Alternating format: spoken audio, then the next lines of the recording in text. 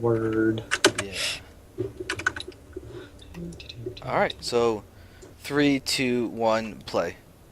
Alright. Welcome everybody. We're going to go ahead and enter our Protoss versus Terran video. It is going to be with Underrated Gaming's Peaknuckles, who's going to be the red Protoss that we will be focusing on for this game. Why don't you just go ahead and introduce yourself? What's up, everyone? My name is Peaknuckles. My Grandmaster is Protoss, and PvT is one of my least favorite matchups. I think that's being shown by your racist imba, not you. And Sterling apparently agrees. Don't worry about it.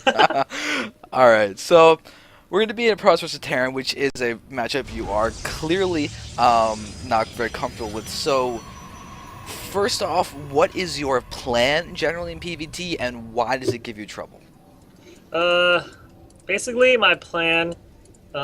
Well, recently I've been working on my macro, but it's still been pretty hard, which is why I avoid some typical macro situations. It's just because of the fact that every time I'm encountered with a good push, it's pretty hard to tell what kind it is. I mean, after they have the wall up, I've seen, especially on ladder, this is when it happens the most. This is probably why my PvT is so weak, is the fact that it's kind of hard to tell what they're doing after they have their wall up. I've seen people throw up some double leg gas and do some random one base pressure or all in, and it's pretty tough to handle, and it's kind of hard for me to judge, especially when you require probe pulling exactly how much late game and around the 10-minute push. It's kind of hard to defend drops as well. And this map is actually not too bad, but some of the maps like good one would be like Shakuris before Metalopolis. It's pretty hard, but I believe Metalopolis is being taken out. Maps like Daybreak as well. It's just so much travel time to defend against drops, which makes it extremely difficult. For my strats recently, I've been trying to incorporate something different, similar to my PVZ. I try not to do a standard Just 1 gig expand to 3 gig robo. yeah, there you go. Yeah, that's the most standard thing that happens every single PvT ever. And then you go into fast Colossus, then you switch into Templar when they have too many Vikings, and there you go. There's your PvT. Yeah, especially since they have scan. The problem is whenever I'm transitioning, they hit me right before I get my units going, and it's pretty difficult to, from my opinion, you have to constantly move and spread your high temps. So it's kind of like my PVZ where you go against a Festive Ruler. You constantly have to spread out, but the problem is that high temps are ridiculously slow compared to your typical PVZ composition, which makes it tough. Yeah. For this game, I try not to do that, but I open with something similar, which is 1 gate expand. But you still might see a good clue, which is my double gas. I forgot exactly. Alright, so, okay, so you're uncomfortable in PvT. What is the time that you are most comfortable in PvT? What I've been experimenting with is getting, instead of Robo, I go for Storm, and I'm very comfortable with that instead of Robo, just because of the fact that, to me, I think Colossus get sniped very easily, or it's very easy to take them out. People say, oh, you need Vikings, but there are times where just good Marauders. either spreading Just Marauders get the concave, and then they stim forward, run up, and all of a sudden you're down and you lose because all you have gateway units left against Rex. Yep. Trust me, exactly. I know. I'm well aware. Yeah, that happens quite a bit sometimes. That's why you see that a good majority of my builds, I try to give myself a good amount of time, or a good amount of reaction time, because you're not going to be playing 100% all the time. It's not like I'm leaving units out there just to die. Like I'm not leaving like 3 pylons out there to die or something. I try to put even my buildings in specific areas to give me a good amount of reaction time, which is why you see me actually spread out I put a lower right pylon at my base just for drops and stuff. I mean, some people do that too, but it's just a good habit to build, basically. Alright. I'm curious about your opinion on cannons in PvT. I've heard of the Forge Fast expand. I haven't seen that. I heard of it, but I haven't seen it actually I'm myself. talking in general, more for like the drops and everything, like the whole thing about having static defense being worse than a mobile unit, just in general. And you mentioned drops specifically, which is one of the reasons why I'm curious about your answer to the question. I think it's pretty good. I mean, even the double forge, the quick upgrades double forge. If you get a cannon at both bases, it's pretty good. I think, especially on a map like this, they sometimes try to divide you between your third and your second. So having a cannon there really soaks up a good amount of damage and gives you that leeway, as I mentioned earlier, or gives you a bit of reaction time. But I don't decide to do that for this game. I actually go a pretty different build. It's a build I actually came up with in beta, Yeah. at the end of beta and the Your beginning of season Colossus one. dropping. Yes, exactly. Oh my Um, god, that's awesome. I some love that. people, yeah, some people have experimented with it, and some people even said that they came up with them themselves. I'm not saying I came up with it first or popularized it, but I've been using it for quite a while. Um, This one actually, I normally do a one gate one robo, but since he was pressuring me, I didn't want to take the risk, so I decided to put a good majority of it on my Colossus drop. Alright. You know what's cool? Is that I actually have a small little critique for you about this. And that's, I think, you should have started the Colossus first, because of the fact that your War Prism can get your Gravitic Drive on its way to the opponent, and it'll get you into the base just slightly faster. Oh yeah, that is true. Yeah, that actually happened to me, but I think I had a reason for this, but I forgot. But yeah, Just the that's definitely something to look at. War I Prism mean, getting sniped, maybe? oh yeah, possibly. I don't like doing that. Like I feel very vulnerable about the speed, especially since they. I don't know if he has stim or not. Like if you look at my vision, I believe I play pretty blind until my observer's up. Uh, so you, what time are you at exactly? I'm at 950. Yeah. Okay. So same time as me. So you see me do a little bit of harass.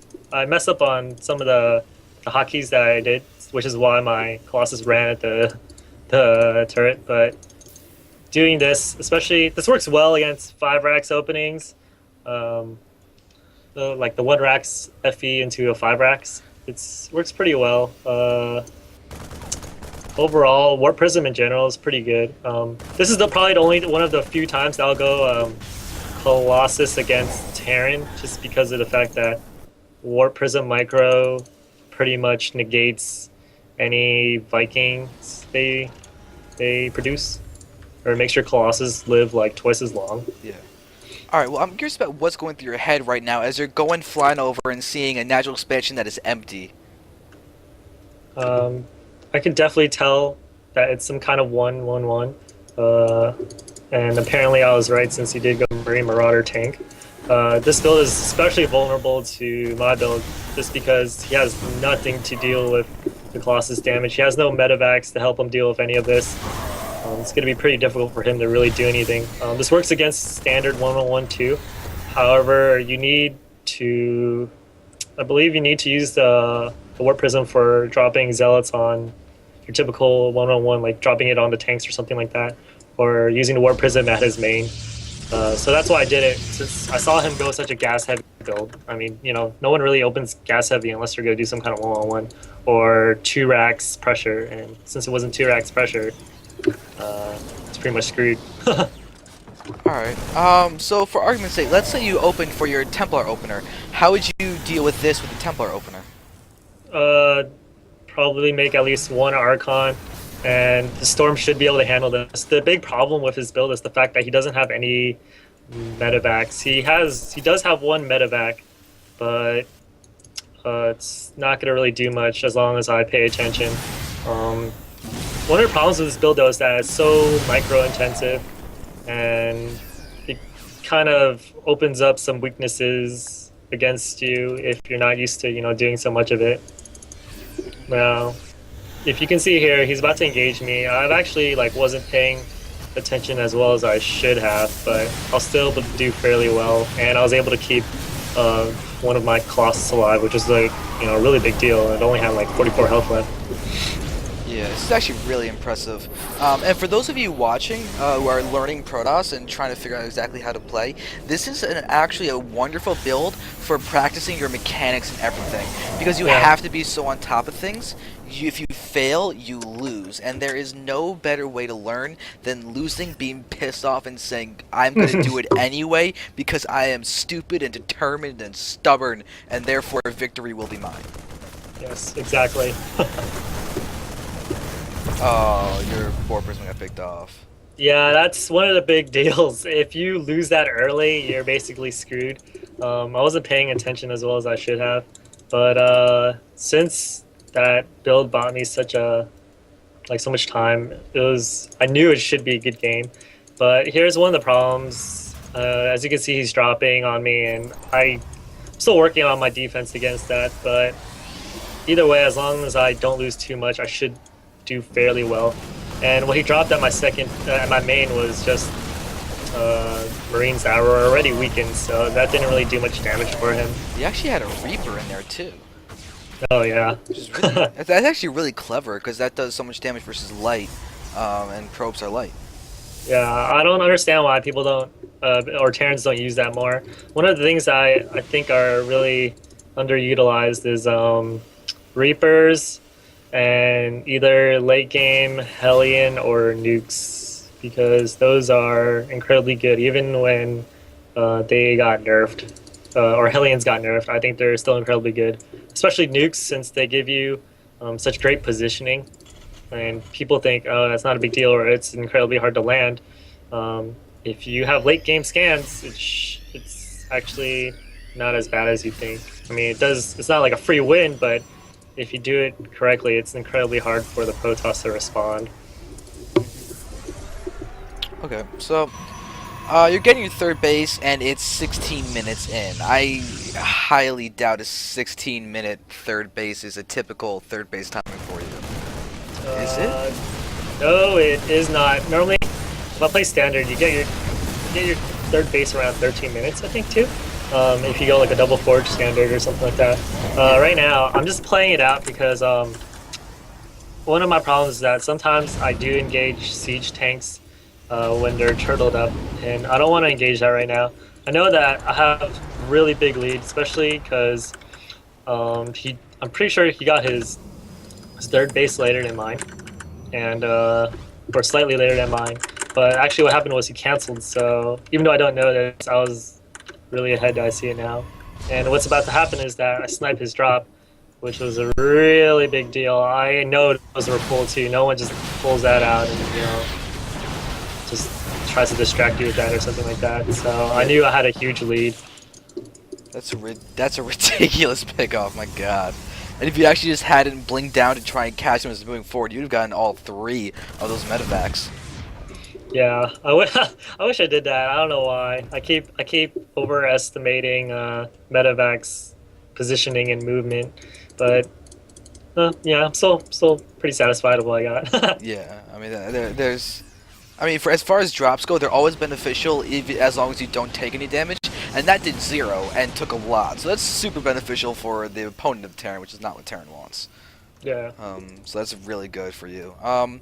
But I'm kind of thinking your observer activity has actually been kind of lackluster in terms of the main base. Oh, I yeah. haven't been there in a while. Yeah, I normally try to keep an eye on the army, so if I see the army unit composition, then I can see everything. But I know that's actually one of my downfalls too, is just moving my observer. But sometimes when I'm actually on my game and I can see, and I'm constantly scouting with my observer, what I recognize is that the more I move it around to scout everything, the more my opponent can easily see my observer, and it just gets sniped. And I just hate reproducing it, especially if you're trying to keep up Colossus production. It's pretty rough. Like you're wasting, I think like half the build time on observer, and that build time could be used on a Colossus.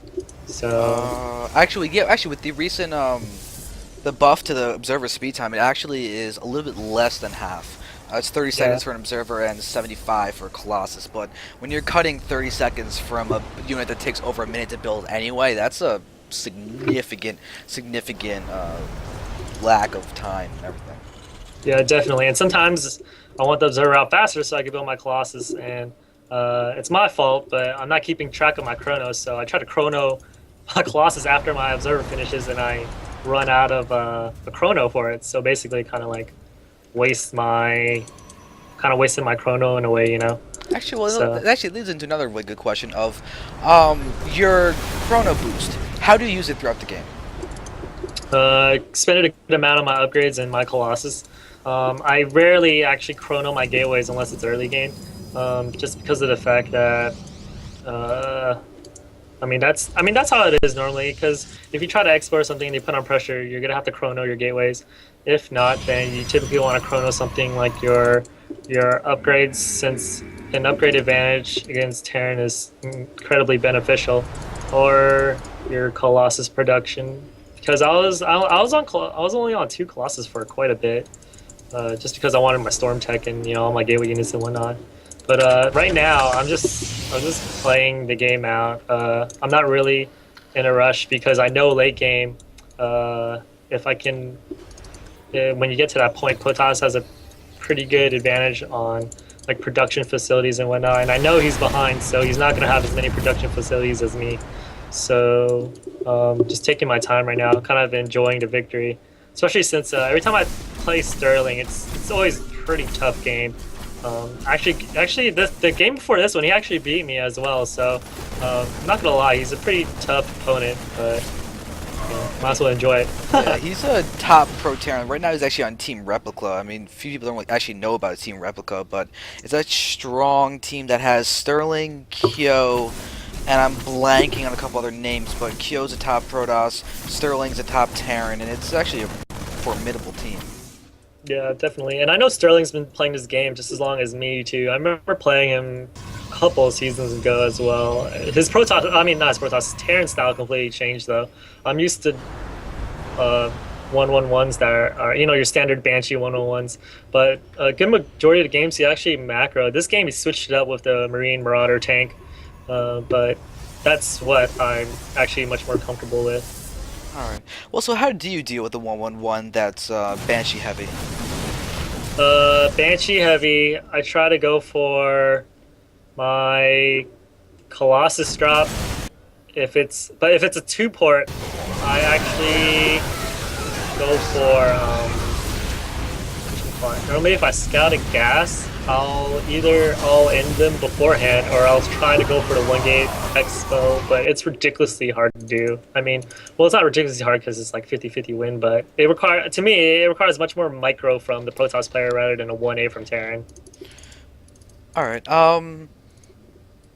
for fun's sake, what kind of an all-in would you do if you see a 111 coming? If I see a 1-1 coming, a good one is Void Ray expand. I mean, not Void Ray expand. One base Void Ray.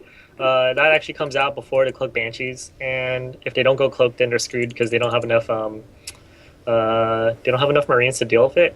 Another one is Colossus drop because I just play defensive and they have nothing to counter my Colossus, and I either try to expo behind that or I try to finish them off before they go for a super hard 1-1-1, because basically or super hard one base in general, because everyone knows that Terran one base is probably the strongest one if you go 1-on-1 with one base.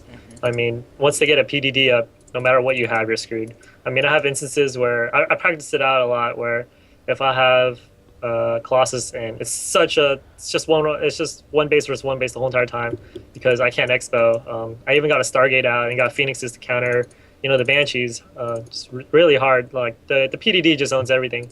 So you really want to end it before it gets to that point, or you want to expo and get a econ advantage. Alright. Any tips in general for PvT? I think if you have really good drop defense, it should be fairly fairly easy for you, or it'll help you a lot. Another one would probably be good high tech micro, or good strategy involving high tech micro. Like sometimes in late game, what I do is I'll attack with my army. My storm comes in late. They're gonna micro back or something like that, and I micro back. So then they try to chase me after my storm's gone, and I bait them into another storm. I mean, stuff like that. If you like, I think White Raw, you see him do that a lot too, where he either has a hidden high temp or he always baits the Terran army out. So it's easier for the Protoss to get a storm on the army itself. I need tips on doing that, or say, I mean, do you ever even experiment with having your High Templars in your War Prism? I tried that. I tried dropping that in the battlefield. If they have EMPs, what sucks is that once they see a high temp, I mean, once they see a war prism, I'm not, for me, for some reason, every time I did it, maybe it's bad luck, but they see it coming. It's pretty tough, especially if they focus it. Marines got ridiculous amount of DPS, and Yeah. they come pretty fast. They either snipe it or they just spam EMPs at it nonstop. Yeah, And and then you're out and to normally, 600 gas. yeah, and you try to do that late game, and it's good late game, but they have more ghosts late game, so it's a lot harder. But that's why I normally use my war prism if I can for the Colossus micro. But good majority of the stuff I'm saying is requires a lot of micro. I mean, the perfect scenario would just be Colossus and high temp, and what you do is you warp prism your Colossus that are about to die while doing great high temp micro, which is basically spreading them out and doing great feedbacks and stuff like that. But that perfect scenario is ridiculously hard to do. I don't think pros can nail that like a good majority of the time. It's only if the perfect situation for them. Alright, well, thank you very much. Do you have any last words? No, I think I'm good. Hope you guys enjoyed it. Alright, cool. Alright, thank you guys for watching. You can always visit urgaming.net. We've got more underrated gaming stuff there and other games even there, so if you want to go check that out, definitely much appreciated. So, thank you all very much. We're going to go ahead. We've got actually one more PvP video to make, and there's also another PvZ video you can see for Peaknuckles as well. So, thank you all very much.